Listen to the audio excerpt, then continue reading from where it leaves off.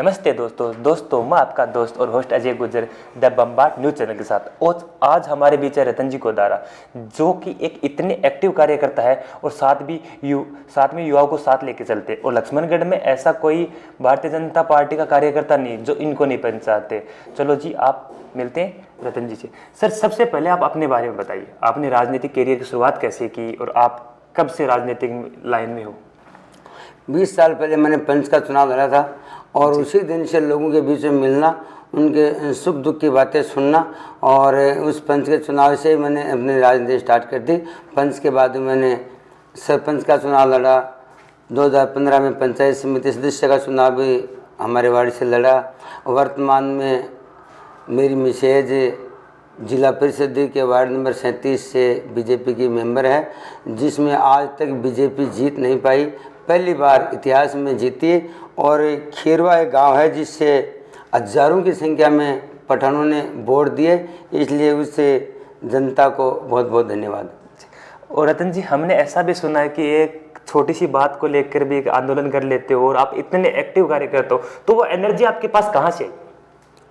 देखो, कोई मुद्दा होता है, कोई बात होती है, तो उसकी अगर कोई सुनाई नहीं करता तो 5 आदमियों को इकट्ठा करके धरना देना या लोगों को उस बात के बारे में सचेत करना, बताना, ये मेरा जुनून, मेरी इच्छा रहती है। रतन जी, आप वैसे किस विचारधारा के पार्टी से बिलोंग करते हो? भारतीय जनता पार्टी।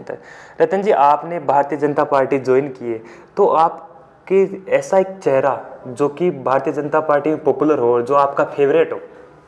भारतीय जनता पार्टी में तो फेवरेट चेहरा है वो मोदी जी का है। मोदी जी जैसे इंसान को एक बार आदमी सपने में भी देख लेता है तो भूलता नहीं है, और पूरे विश्व पटल पर छाया हुआ है। और उसके नेतृत्व में, उनकी विचारधारा से हम बहुत ही खुश हैं। रतन जी, एक आप बात बताइए कि जो हमारे स्थानीय नेताजी है, विधायक जी है, इनके बारे में आप क्या कहना चाहते हो? स्थानीय जो विधायक जी हैं वो तीसरी बार विधायक हैं, उनमें थोड़ा घमंड आ गया। बुद्धि में तो रावण भी बहुत तेज था, लेकिन घमंड की वजह से उसकी भी बुद्धि नष्ट हो गई थी और उसका घमंड टूट गया था।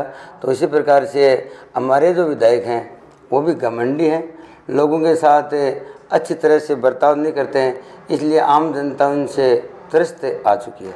रतन जी, देखा जाए कि हमारे जो विधायक जी है वो इतने पॉपुलर है, क्योंकि लक्ष्मणगढ़ एक मामूली सीट नहीं है। लक्ष्मणगढ़ सीट पर राजस्थान ही नहीं बल्कि पूरे देश का कंट्रोल रहेगा, मतलब एक मानी चुनी सीट है। तो आप इतनी बड़ी शक्ति को हराना, इसके पीछे रीजन? शक्ति बड़ी नहीं है, जनता बड़ी है। जनता बड़ी, और जनता ने वोट दिया। ऐसी एक बात नहीं है कि कोई गोविंद जी 50% 60% वोट लेकर के आज तक जीते हैं, ऐसा इतिहास में नहीं हुआ है।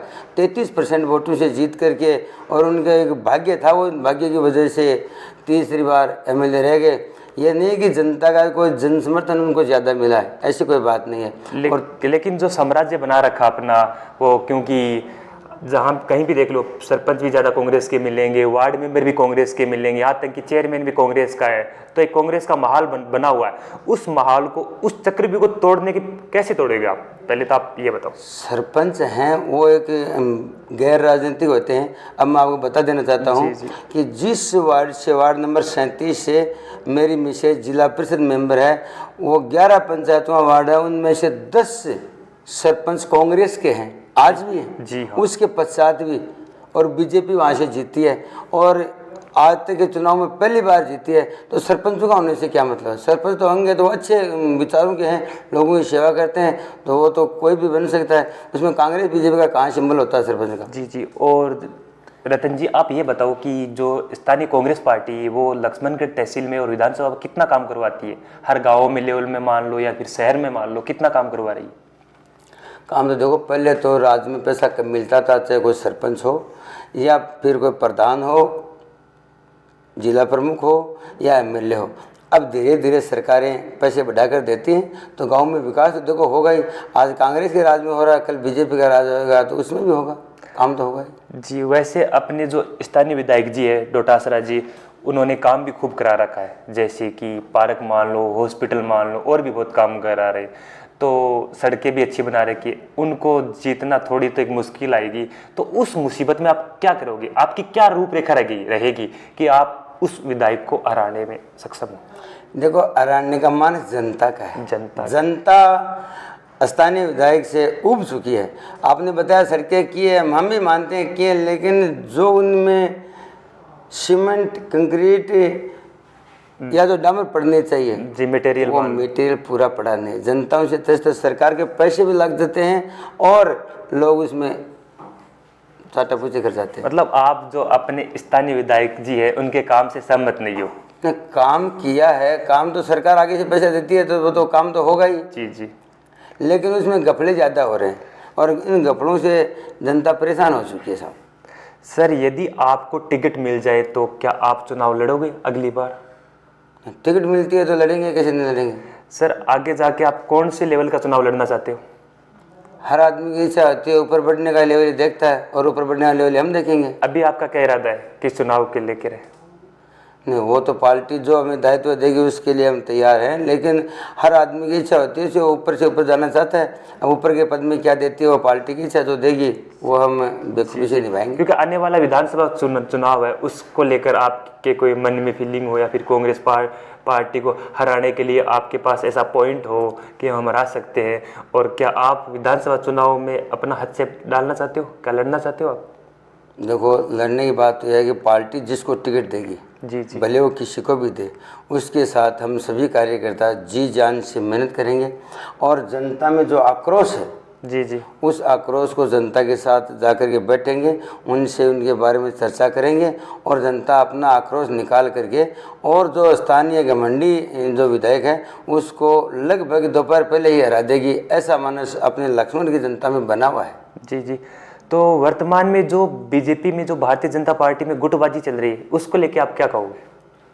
बिल्कुल, आपने बात तो सही पूछी। गुटबाजी वहाँ होती है जहाँ पर आदमी ताकतवर होते हैं। जी जी, कांग्रेस में एक आदमी ने अपनी ताकत के अलावा दूसरे को ऊपर नहीं आने दिया, तो कांग्रेस में गुटबाजी होगी कहाँ पर? जी जी, बीजेपी में आज 10 चेहरे हैं, तो 10 आदमी अपने अपने क्षेत्र में जनता में जागरूकता फैलाते हैं, जनता को बीजेपी के द्वारा कराए हुए कामों के बारे में बताते हैं, और वो सक्रिय कार्यकर्ता हैं। तो सक्रिय कार्यकर्ता टिकट भी मांगेगा। आगे प्रधान बनने की, जिला परिषद सदस्य बनने की जो इच्छा है वो तो सब में रहती है, और टिकट की मांग भी सब करते हैं। जिसको पार्टी टिकट देगी उसको हम अच्छी तरह से दोपहर पहले अच्छे बहुमत से जीता देंगे। गोदारा जी, क्या आपको लगता है कि हम पूरे बीजेपी, भारतीय जनता पार्टी को एक मंच पे ला सकते हैं? क्योंकि अगला जो विधानसभा चुनाव आने वाला है उसमें एक मेंबर तो एक रहेगा, लेकिन हमारे पास विधानसभा उम्मीदवार बहुत है, 15-20 आ रहे हैं, लेकिन एक मेंबर रहने के बाद क्या भारतीय जनता पार्टी फिर से एक हो पाएगी? क्यों नहीं हो पाएगी? देखो, जब तक टिकट नहीं देती है सब अपनी अपनी कोशिश करते हैं और करनी भी चाहिए। ये बीजेपी है, इसमें सबको समानता का अधिकार है, और ये बीजेपी किस आदमी को टिकट दे दे इसके बारे में कोई ऐसा नहीं है कि वो छोटे या बड़े आदमी को देखेगी। जो सक्रिय कार्यकर्ता होगा, जनता के बीच में रहेगा, जिनके अंदर कोई किसी प्रकार की बुराई नहीं दिखेगी, ऐसे आदमी को अगर टिकट देगी तो आराम से जीत पाएंगे, कोई दिक्कत नहीं। गोदारा जी, आप भी खुद एक एक्टिव मेंबर हो, आपने बहुत सारा काम किया बीजेपी में, आप क्या चाहते हो कि मुझे विधानसभा टिकट मिले पार्टी के द्वारा? पार्टी को मैं बताता हूं कि भारतीय जनता पार्टी भाई साहब एक साइकिल चलाने वाले को भी टिकट दे सकती है, और दी है पीछे, और वो भारी बहुमत से जीत कर आए हैं। तो किसी को भी दो ना, कहाँ दिक्कत है? जिसको देगी उसके साथ तन मन धन से और पूरी कोशिश करके उसको जिता के लाएंगे। यहाँ की जो जनता है वो इन कांग्रेस के कुशासन से त्रस्त आ चुकी है। अब सब के सब लोगों ने मानस बना लिया है कि हम बीजेपी को जिताएंगे और राजस्थान में बीजेपी की सरकार बनाएंगे, ऐसा मानस जनता का हो चुका है। तो एक जो आपको कमी लग रही है, मतलब राजस्थान की जो सरकार है, कांग्रेस सरकार, उसके अंदर क्या कमी है, मतलब आप चेंज करना चाहते हो? क्या बताएं, कमी एक नहीं है, हजारों कमियां। देखो, जिस दिन से राजस्थान में कांग्रेस की सरकार बनी है उस दिन से सरकार को बचाने के लिए गहलोत जी कई बार जैसलमेर के होटलों में जाकर के ठहरी है, और सचिन पायलट जी एक गुट अलग बना रखा है और गहलोत जी ने अलग बना रखा है। तो गुटबाजी तो उनमें भी बहुत ज़्यादा है। ये चलने वाली सरकार नहीं है, ये उसको मान सकते धक्के दे करके इन्होंने 5 साल का समय बिताया है। इसके लिए भी धन्यवाद है कि इन्होंने बिता दिया। जी, तो जो अपने युवा है, युवाओं की क्या मांग है सरकार से, क्योंकि राजस्थान सरकार में पहले कांग्रेस थी, अब बीजेपी है, तो आप युवाओं को क्या संदेश देना चाहते हो? ये राज पलटने का काम ही युवा ही करेंगे। जी जी। क्योंकि युवाओं में शिक्षा का असर हुआ है, युवा पढ़े लिखे हैं, तो युवाओं को पता लग गया कि कांग्रेस किस प्रकार से हमें पीछे ले जा रही है। आज देश को बदलने का जो काम कर रहे हैं वो युवा ही कर रहे हैं, और इस कुशासन को बदलने का काम जो है वो युवा ही कर रहे हैं। सभी युवा लगभग मोदी जी से या मोदी जी के कार्य से संतुष्ट हैं, और लगभग युवा जो नए वोटर्स हैं वो मोदी के ही पक्ष में जाएंगे, यानी भारतीय जनता पार्टी के पक्ष में जाएंगे। गोदारा जी, क्या आपको लगता है कि आप राजस्थान में भारतीय जनता पार्टी की सरकार बना पाओगे? ये तो बताने की जरूरत नहीं है, 100% भाई साहब भारतीय जनता पार्टी की सरकार बनेगी, और भारी बहुमत से बनेगी। जी, भारी बहुमत से। गोदारा जी, आपसे मिलके हमें बहुत अच्छा लगा, और हम यही बताना चाहते हैं कि गोदारा जी भी एक भारतीय जनता पार्टी के एक्टिव कार्यकर्ता है, और जो आपकी मांगे हैं वो सरकार के लिए, और जो कांग्रेस के आपने काम बताए, गाइज आप जितने भी लोग देख रहे हैं ना, आप कमेंट्स बॉक्स में गोदारा जी ने जो बात कही है उनके ऊपर ज़रूर कमेंट कीजिए। और गोदारा जी, हम इसी बात को लेके आपसे इजाज़त मांगते हैं। इसी के साथ नमस्कार। आपने ये अपना समय निकाला, इसके लिए आपको बहुत बहुत धन्यवाद। एक छोटे से कार्यकर्ता से आप मिले, इसके लिए आपको और आपकी टीम को गोदारा जी, कार्यकर्ता एक मजबूत जड़ होती है किसी भी चीज़ को लेके, और कार्यकर्ता कोई छोटा बड़ा नहीं होता है, और आप एक एक्टिव कार्यकर्ता हो, इसलिए हम धन्य जो आपसे बात करने